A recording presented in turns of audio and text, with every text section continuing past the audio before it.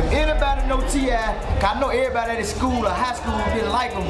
So I got a reward, man. If y'all send me the yearbook pictures or something that's showing where he from, man, I will pay y'all personally, man. You know what I'm saying? Say he got a phone conversation.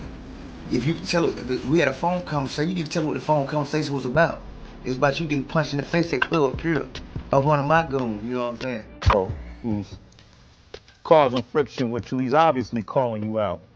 You know, he's obviously challenging the throne. Yeah, you know, which in my opinion isn't if much. you could call it that. Well, you know, you see it as competition. You don't take it personally. I'm sorry. Copper. The story of T.I. and Shawty Lo is one of those wild chapters in Atlanta hip-hop that show just how fast respect can turn into rivalry. At first, both of them were seen as hometown figures repping Bankhead, building their names in different ways. T.I. through music and Shawty Lo through his influence in the streets. What we want to know, man, how y'all seen T.I.? Is he from Bankhead? Man, we ain't seen no wearing these bricks, man. For real, man. Man, we already know who you be, Shawty Lo, baby, man. Why you say you pull up in that Bankhead, they already know. Man. They already know who you be, man. What makes this beef so unforgettable is that it didn't just stay in the booth with a couple of diss tracks. It spilled into interviews, performances, award shows, and even straight up chaos in the streets. To really understand how things got this messy, you have to rewind to the early days before the tension boiled over. I don't hate Tip, you know what I'm saying? He's a great rapper. I'm from the streets for real. That's what I do for real. I'm on Bankhead for real. 2610. He's talking about y'all come and do something. Where we at right now? Back when T.I. was still hustling his way into the rap game, he wasn't the superstar people know today. By the time he dropped his first video, I'm Serious, in 2001, he was just another hungry rapper trying to make it. You know, you were saying T.I. was a rat. Well, yeah. Man, everybody know. Everybody know, homie.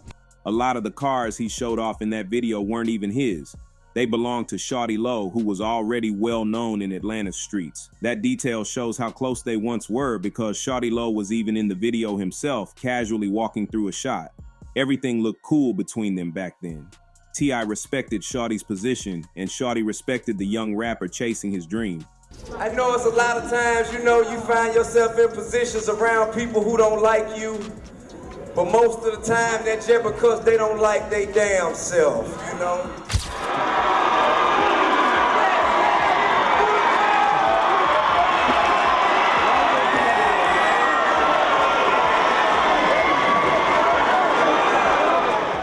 But as T.I. rose higher in the rap world and Shawty Lo started transitioning into music himself, that balance of respect started shifting, and not in a good way. When Shawty Lo branched out from his group D4L to launch a solo career, he naturally thought a collab with T.I. would make sense. After all, he had looked out for Tip back in the day, and now T.I. was a Grammy-winning superstar at the top of the South. But when Shawty reached out, T.I. turned him down, saying he wasn't feeling the song. I had a song called Let's Get It that T-Lap would've got on. What might have been a small thing to T.I. cut deep for Shawty Lo, who felt like he had been brushed off and disrespected. This is where the seeds of the feud really got planted. From Shawty's perspective, he had helped T.I. shine when he didn't have to, and now that Tip was on top, he was acting brand new. From T.I.'s perspective, though, it wasn't personal. He didn't even realize at first that this was the same Shawty Lo he had once approached for guidance back when he was hustling. Tip had caught all kind of guns, convicted theft. Murder service, go serve a year later on. You can't buy your way out the Fed. But once Tip connected the dots, he stood firm on not doing the track. What could have been a partnership turned into a grudge. The real fire started in 2007 when T.I. got caught up in that huge federal weapons case. Hours before he was supposed to perform at the BET Hip Hop Awards, the feds swooped in and arrested him for trying to buy machine guns and silencers. I mean, I never looked to gain acknowledgement or recognition by mentioning anyone else's name. It was an issue with me and another person. It was an issue with me and another person. It wasn't a publicity stunt or a marketing tool. The charges were serious, and with his criminal history, T.I. was looking at a decade in prison. Fans thought it was over for him, but then something crazy happened. Instead of doing 10 years, Tip only got sentenced to a single year, And even then, he served just a few months before getting released. That deal looked way too sweet, and people immediately started questioning how it was even possible. You see it as competition? You don't take it personally. I'm sorry. Couple who? Shawty Lo saw an opening and began hinting in interviews that T.I. must have cooperated with the feds to get such a light sentence. He never flat out said it, but the implication was heavy. He was calling Tip a snitch. In hip-hop, that's one of the worst labels you can ever carry, and the rumor followed T.I. around for years, even when he tried to brush it off. But T.I. wasn't about to just sit back and let Shawty Lo clown him unchecked. In his 2007 hit Big Things Poppin', people believed he sent subliminal shots at Shawty, basically mocking rappers who once laughed at him now begging for collabs. If anybody know T.I., I know everybody at his school or high school didn't like him, so I got a reward, man. If y'all send me the yearbook pictures or something that's showing where he from, man, I will pay y'all personally, man, you know what I'm saying? Whether it was really aimed at Shawty or not, the streets took it that way, and it only added fuel to their growing feud. Around the same time, T.I. did an MTV interview where DJ Sway asked him if Shawty Lo was even a competitor. T.I. laughed it off like it was a joke, saying he didn't need anyone's name to get attention. That kind of dismissal stung Shawty Lo more than anything. Here was T.I., the man he once supported, acting like Shawty wasn't even on his radar. This one original from Bankhead, man, you know what I'm saying? We won't know, man. How you seen T.I.? How you seen him? Y'all gonna try to keep talking about y'all? Well, we won't know, man. How y'all seen T.I.? Is he from Bankhead? Man, we ain't seen no when he bricks, man. For real, man. Shawty Lo decided to go all in. He started publicly questioning T.I.'s authenticity, going straight for the core of his identity, his Bankhead roots. Tip had always repped Bankhead proudly in his music, but Shawty Lo called it all fake. He claimed nobody in Bankhead even knew T.I., saying he was fabricating his whole backstory. Then Shawty dropped his diss track Dunn Dunn, throwing direct shots with lines like, "Dude said he from the west side, well, it must be two sides." Hey, look, we gonna ride on up to the top of Baker Road, and then we gonna ride back down. I lead the way.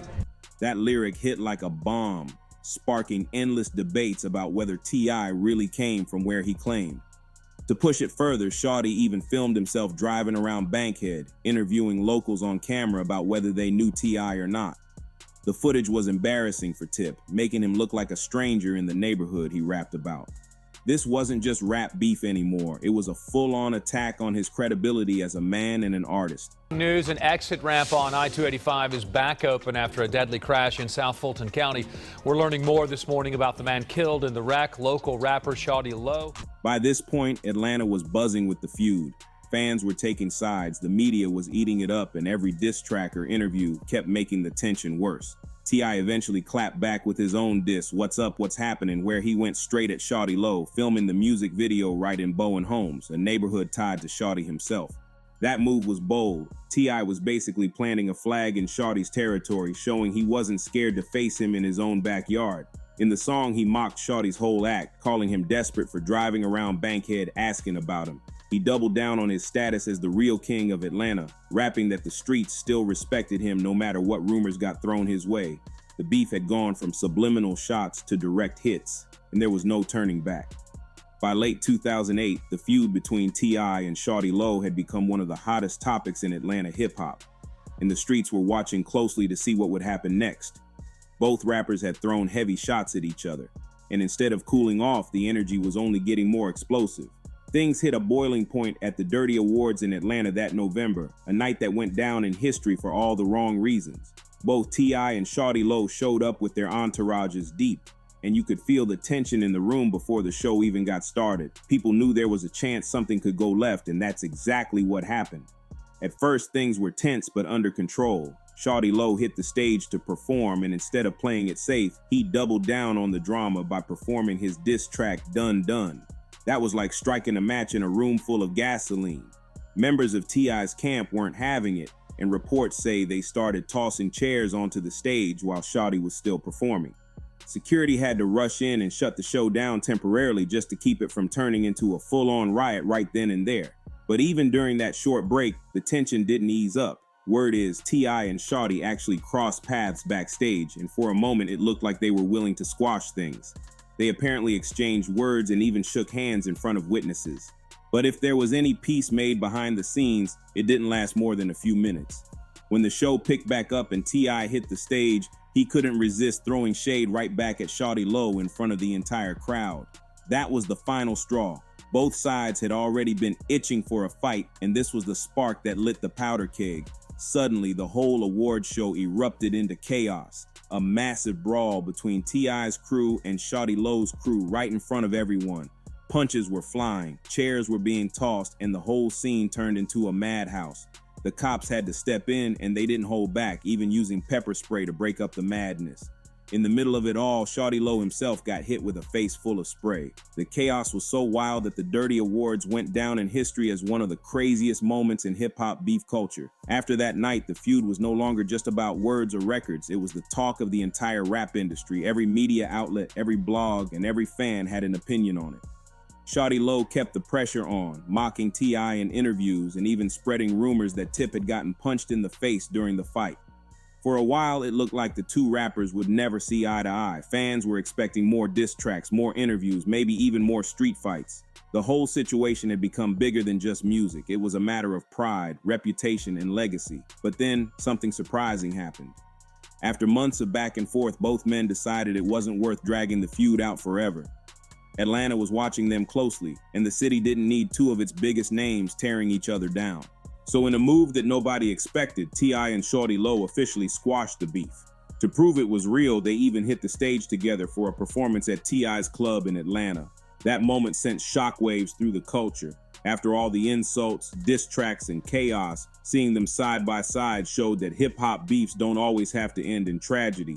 For Atlanta, it was a powerful moment of unity. Two figures who had once been at war now standing together. From there, both men went on to build their legacies in different ways. T.I. continued climbing higher as one of the South's most important rappers, solidifying his status as the king of the South with hits, albums, and mainstream respect.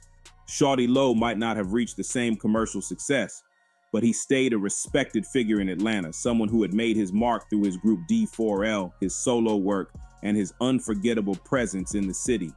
For years, the beef became more of a memory, a crazy story fans would bring up when talking about classic Atlanta rap drama.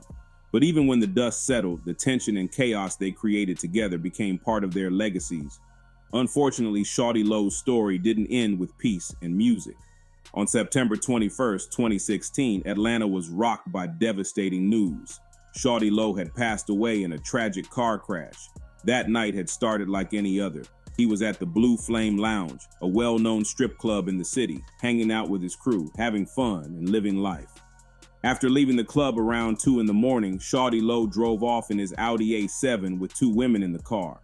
According to reports, he was speeding down the highway and the women even asked him to slow down. Sadly, he didn't take their warning seriously. In an instant, things went horribly wrong. Shawty lost control of the car, which flew over a guardrail and smashed into 2 trees. The crash was brutal, and because Shawty Lo wasn't wearing a seatbelt, he was thrown from the vehicle. By the time paramedics arrived on the scene, it was already too late. He was gone. The 2 women in the car survived, but what happened next sparked even more controversy. Reports say they took all the money Shawty had on him before leaving the scene, a detail that left fans furious and confused. It was a bizarre and heartbreaking twist that only added more questions to the tragedy. The eerie part of it all is that Shawty Lo had just lost his father the week before the crash. He had even recorded a tribute track called Letter to My Father to honor him, and then suddenly, he was gone too. That timing led many fans to speculate about deeper, darker theories, with some believing the crash wasn't as simple as it seemed. But at the end of the day, there was no solid evidence of foul play. The truth looked like Shawty Lo was just driving too fast without a seatbelt and paid the ultimate price. Still, for Atlanta and the hip-hop community, the loss was devastating. When the news of Shawty Lo's passing broke, Atlanta was in shock. The city had lost more than just a rapper. It lost a cultural figure who carried a unique piece of the Bankhead identity. Shawty wasn't just known for his music. He was known for being real, for holding down his community, and for sparking one of the wildest feuds hip-hop had ever seen. The tribute started pouring in almost instantly. T.I., despite everything they had been through, was one of the first to honor him. He took to Instagram, posting a heartfelt message that showed how much respect he had for Shawty. Ty called him a pioneer, a legend, and someone who had a lasting impact on Atlanta's music scene. For anyone who remembered their beef, this moment was proof that no matter how messy things got in the past, the respect never truly disappeared. Other artists came forward too. Metro Boomin shared a studio picture of himself with Shawty, Future, and Young Scooter writing "Long Live the King of Bankhead." Future himself paid tribute, reminding everyone that legends never die and that Shawty Lo's name would always carry weight in the city. Lil Yachty joined in by sharing an old interview clip of Shawty Lo and showing his love on Twitter. Even Gucci Mane, a longtime friend of Shawty's, reacted to the heartbreaking news by posting, "Damn it man, R.I.P. Shawty Lo." The entire Atlanta rap scene stood still, united in grief and respect. For younger artists coming up, it was a reminder of just how much Shawty Lo and D4L paved the way for them. Without that wave, Atlanta's rap sound might not have blown up the way it did in the mid-2000s. The impact of Shawty Lo and D4L is often underestimated. People forget how big their influence was. Their breakout hit Laffy Taffy wasn't just a viral dance anthem, it was a cultural moment that shifted the sound of Southern rap. Shawty Lo helped build that lane and kept pushing, making sure Bankhead had a voice in the rap industry. Even if some critics didn't take D4L seriously back then, their style inspired countless rappers who came after them. And Shawty's solo career showed that he wasn't just about the dance records, he had real street records, he had presence, and he had respect in the neighborhoods that mattered most. That's why his feud with T.I. hit so hard. It wasn't just two rappers dissing each other, it was two different sides of Atlanta clashing, two visions of what being real meant in hip-hop. Looking back, what made their beef so explosive was how personal it felt. This wasn't just about rap competition, it was about authenticity, history, and pride. Shawty Lo calling out T.I.'s Bankhead roots struck a nerve because street credibility is everything in Atlanta. T.I. responding with diss tracks and videos filmed in Shawty's own territory only turned the heat up higher. The Dirty Awards brawl took it to another level, making headlines nationwide, and yet despite all of that chaos, they eventually found a way to squash it. That's what makes their story so unique. It didn't end with permanent bad blood. Instead, it ended with a handshake, a performance together, and ultimately, T.I. being one of the first people to give Shawty Lo his flowers when he passed. That's rare in hip-hop history. Shawty Lo's death left a hole in Atlanta's rap scene, but his influence still lives on. His phrase, "must be two sides," became more than just a diss lyric. It turned into a cultural saying in Atlanta used by fans and artists alike. His contributions through D4L and his solo work shaped the sound of the South in ways that are still felt today. Meanwhile, T.I. went on to keep his spot in the game, balancing music, acting, and business ventures. He's had his ups and downs, but his legacy as one of the greatest rappers out of Atlanta is set in stone. Together, their rivalry told a story about pride, betrayal, respect, and reconciliation, one of the realest stories Atlanta has ever seen. Today, fans still debate who came out on top in their feud. Some say Shawty Lo won the streets by questioning Tip's credibility. Others argue T.I. won musically, shutting down the rumors with hits and dominance in the industry. But at the end of the day, both men carved out legacies that Atlanta will never forget. Their story is a reminder that beefs in hip-hop can be dangerous, messy, and chaotic, but they can also lead to growth, understanding, and moments that bring people together. Shawty Lo may be gone, but his presence is still felt, and for T.I., the lessons from that chapter in his life remain a part of his story. The T.I. and Shawty Lo saga is proof that hip-hop is more than just music. It's about identity, history, and legacy. It's about who you are, where you come from, and how you choose to defend your name when it's challenged. For Atlanta, it was a moment that showed the world the passion, the pride, and the unpredictability of the city's rap scene. And even though tragedy struck in the end, Shawty Lo's memory will always be tied to Bankhead, to Atlanta, and to the culture he helped build. His name is etched in hip-hop history right alongside T.I.'s, and their clash will forever be remembered as one of the most dramatic rivalries the game has ever seen. So if you made it this far into the story, make sure you subscribe, share, like, and comment to keep these hip-hop stories alive and support the channel.